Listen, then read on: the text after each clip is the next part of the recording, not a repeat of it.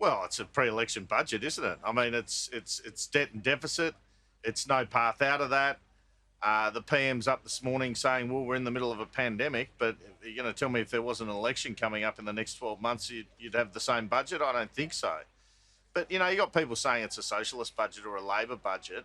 It's a lot. The spending there is tax cuts, not services. And it doesn't appear to be, though. I think the battle at the next election is tax cuts with these guys on one side and services with Labor on the other side, because Labor's promising more on childcare. They probably promise more on aged care, whereas these guys have got the instant asset write-off and the lost carryback provisions rolling over. That's $17 billion. Their childcare commitment's $1.7 billion compared to Labor's $6.5 billion over 4. So you can see they're the party of lower taxes. They're going on with that. But I think I'm concerned about the deficits and I'm concerned about the debt, no doubt about it. So what does Labor do now? Do they go bigger?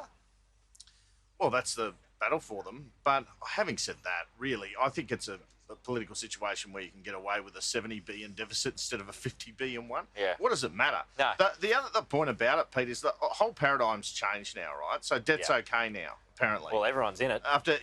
And look, they're very careful to make the comparison to other countries, and they're very right to say, partly because of our budget repair, our debt to GDP ratio is a lot better than that of other countries. That's absolutely true. It was true before the pandemic. So that's their defence. That's Josh Frydenberg's defence. But I don't think we should just sit here and accept that. No, and what sort of cushion is there for future shocks? That's, you know, what if something happens with China? What if we get sucked into something with China and there's more future shocks there? How much more wriggle room is there? Well, that's why they've got the iron ore price at 55 in a year's time when it's actually 230, because of that very prospect.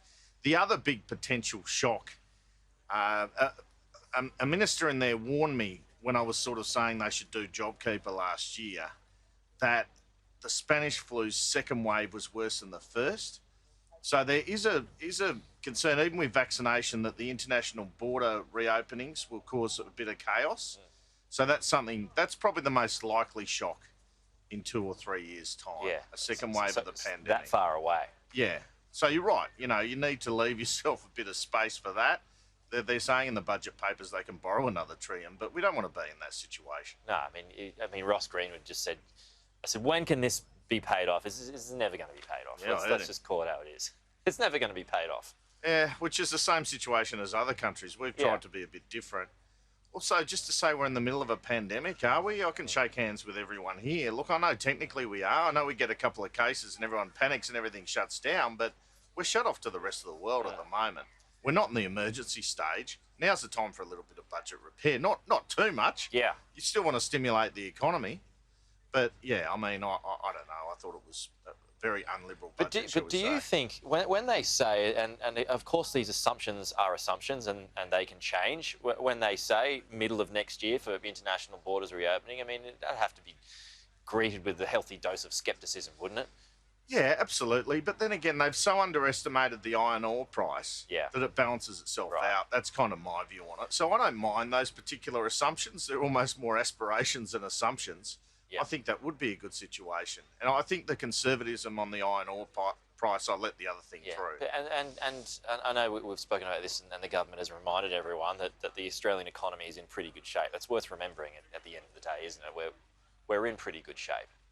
Yeah, so on the one hand, they're saying it's a V-shaped recovery, which it is. We're in great shape, but we still need all these tax cuts and all these stimulus. Well, you know, you need them politically. Yeah. We know that. Well, when do you think that the election will be? Have you got Well, look, I think the election could be in December, March, April or May, and he's not ruling out this year, but he doesn't even know because he doesn't know how the vaccinations are going to go. And I'm thinking that Morrison will have a slightly increased majority at this point. So that's my prediction at this point. Remember this prediction. Yeah. Well, there's been some suggestion that November could be on the cards as well. I mean, he's going to make the call, though, when he thinks it's the best chance of winning, right? And that would have to be when he's got his mojo back, when more and more people are getting vaccinated and more and more people are feeling comfortable, again, with his leadership. Well, you can see him setting it up, even with that interview with Kieran this morning. It's really, Dennis Shanahan wrote this in The Australian the other day, it's about health security, economic security, national security. And that's what he's trying to project there. We're in the middle of the pandemic. I haven't heard him mention health that many times for a while.